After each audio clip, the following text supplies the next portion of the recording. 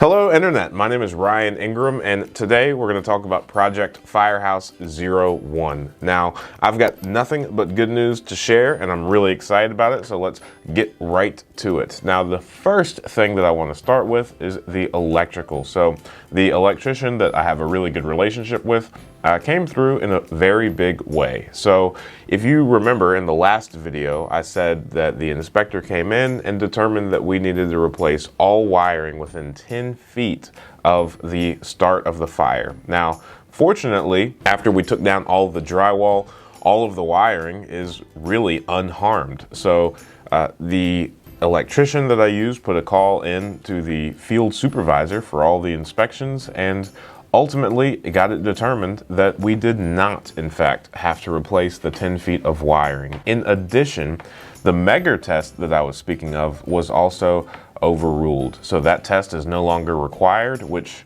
is a giant relief to me because I put in calls to about a dozen, maybe even a baker's dozen electricians here locally, and very few of them actually conducted these tests for residential work. And of the two companies that I found that were willing to, both came in right around $100 per circuit. And that would be about $3,000 total per test, which is a little steep. So I'm very thankful to my electrician for having the wherewithal to not just follow blindly what the county said, but to try and push back a little bit. And I doubt that it would work 100% of the time, but I sure am thankful that it worked this time. Now, in other great news, when we started really tearing down all of the drywall, we have the kitchen open, we have the ceilings taken down, and we have all the laundry room completely out, and even part of the living room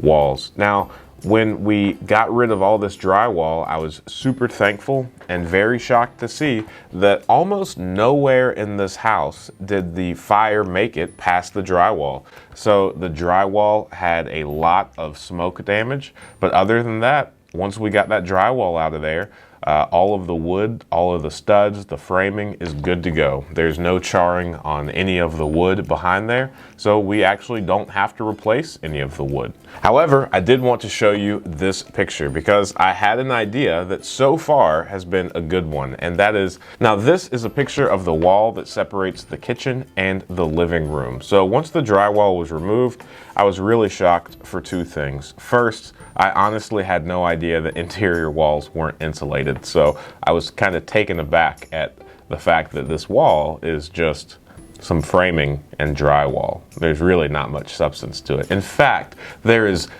so little substance to it that my brain said, gee, Ryan, why don't you just take that wall out? So I called my contractor, who is an absolute whiz at framing, and had him take a look at it. And for less than a day's worth of work, we're going to be able to remove that wall completely by adding in some headers, and there's not even going to be a support beam. So we're going to completely open the kitchen and the living room area. So that way, while people are grabbing drinks, cooking, they can still participate in the conversation that's taking place in the living room, which, if you're a football fan, that might be a good thing. And in other fascinating news, we also found this bad boy, which I'm not quite an insectologist, but it might be a wasp nest, a hornet's nest, I really don't know. But compared to the size of those little flying things, this seems to be the mansion of all mansions. This thing is massive, and it's so impressive that the insects were able to build this thing without the resident really knowing or complaining about it. Fascinating to me. But nonetheless, we are evicting those insects with a fiery passion. We're gonna get that thing out of there. So now let's go to this spreadsheet, which I'm keeping up to date, and I also want to go over the quotes that I've received for the remaining work. Now, if you remember, then I have said that our budget, our true budget, is about $50,000, but I have this dream that I can get it done for less than $30,000, and I'm cutting it really close. The jury's out, and this is gonna truly be kind of a down to the wire, can I do it? Part of me thinks that I'm gonna go over by $2,000 or $3,000, which is fine, but I've publicly said on YouTube that I do not want to exceed $30,000. So I'm gonna do everything that I can not to. But the current amount that I've spent is $3,258. Now, since the last video, I've paid $1,050 for removing all of the drywall and also washing all of the walls. So we used a massive amount of chemicals and cleaning solutions to remove the soot. We used soot sponges, which is a real thing, and a bunch of other chemicals and cleaning solutions that I really don't know anything about. But the smell in there is phenomenal. That carbon, charcoal, smoke smell is almost completely out of the house. And once we finish up cleaning the kitchen, I have a sneaky suspicion that it will be gone forever, and no one will have ever known that there was a fire there. And then we also fixed the roof this week. So the roof only cost $400 to repair. I think the fire department removed a corner piece of the rear roof right above where the fire happened, which I'm super thankful that they did, because the house didn't burn down and they could be confident in the fact that the fire was completely out. But that cost me $400 to repair, and also a few of the nail pops, and the decking was tightened down as well. So that's where the $400 came from. Now let's go over here and talk about the quotes. So I've got a carpet quote. We're gonna do carpet all the way upstairs. I went back and forth on, do I want to do the LVP, put down some like hardwood flooring, and ultimately, because the downstairs is all ceramic tile, which is gonna be really cold, I thought it would be nice and just a good feeling to, when you're going upstairs, to be able to have some warmth between those little piggies. So that carpet quote came right in at $2,598.90. Now the drywall and siding to get it all finished, ready for paint, that is gonna be $5,200. And this does include, there's about 3 or 4 pieces of vinyl siding that was right above the like kitchen laundry room window. That needs to be replaced. The smoke really melted a few pieces of it, so we are going to replace that. The HVAC is going to be $7,390, and we are installing an electric furnace, a heat pump, and also an AC unit. We're also installing all of the corresponding ductwork, and originally we were going to build a new closet in the living room to handle this furnace, but ultimately we decided to kind of commandeer one of the upstairs closet. This house has a massive upstairs closet which has all of the storage you could possibly need. So we're going to take about 25% of that closet in order to put the furnace and start all of the ductwork to go to the rest of the house. So we're going to shoot it up to the attic and duct into all of the bedrooms from the ceiling. And then we are going to do the same. We're going to cut down into the floor and take the ductwork from that upstairs closet into the remaining downstairs rooms. So I think we're going to be able to get away with this without building any sort of soffits or anything like that in the actual downstairs ceiling. But we'll see. It's really going to be a phenomenal project.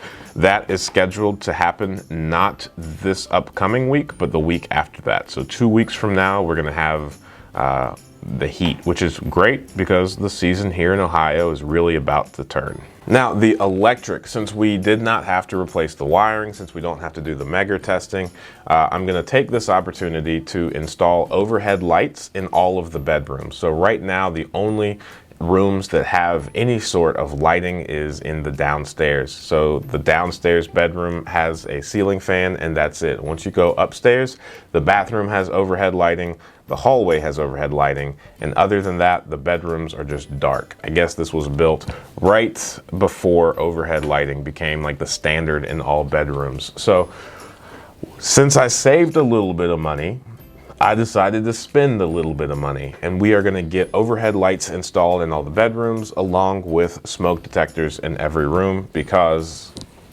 safety first. And only we can prevent house fires. Now, I'm incredibly shocked about this next line item, which is the painting. The painting, I got a quote, just came in last night for $2,300. And I think the main reason for that is we're going to be able to get away with just one coat in a lot of the upstairs bedrooms. And the reason for that is the smoke really didn't damage that very much. And once we washed all of the walls, a lot of the soot, the majority of it, I would say 95% of it, went away. And we're gonna do a very light color. So it's not like we have to do multiple coats in order to cover up the previous. And since it was already a pretty neutral tone, we're gonna match it just a little bit with a same, just a little bit darker of that beige color. So we normally paint in like grayscales and white, but since the ceramic tile in the downstairs is already perfect installed, it didn't get damaged at all, we're just gonna have to clean it up. That ceramic tile is already an earth tone, and going to any of the grayscale stuff that we normally do would just be kind of a weird look. So we decided to stay with what the house is kind of already designed for, and we're just going to do another neutral beige kind of earth tony color. Now we do have to replace about 4 windows, and the quote that I got in that I've already put a deposit on is $1,380.79. So that is for 4 windows. That's the windows, and that is the labor installing those. So I really don't think that's too hateful of a price, and unfortunately the majority of window places, I guess because of this pandemic, are backed up by several months. I got one quote that said that they wouldn't be done until 5 months from now. And I don't really have 5 months, nor do I really want to wait 5 months, because I'm doing this on YouTube and I really want to impress you guys with how quickly and cheaply I'm doing this. Now, as you can see, I'm running out of money in my $30,000 budget, and we still have a few items to take care of. We have to get the cabinets installed, and we also have to redo the downstairs bathroom. Now, for the downstairs bathroom, we're really gonna try to go bargain shopping. We're gonna try to find some tile.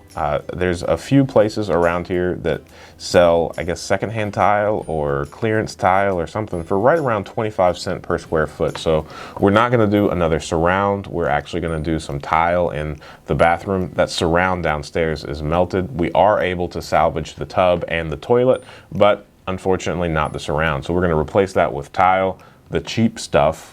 When I say that, I don't mean the quality, I just mean it should be a really good deal because it's either discontinued or something. I really don't know why they're selling tile for 25 cents per square foot, but he has had some good results doing that in the past. And we also are gonna do a 30-inch vanity and put in another mirror, not the medicine cabinet, but just another matching mirror with the vanity.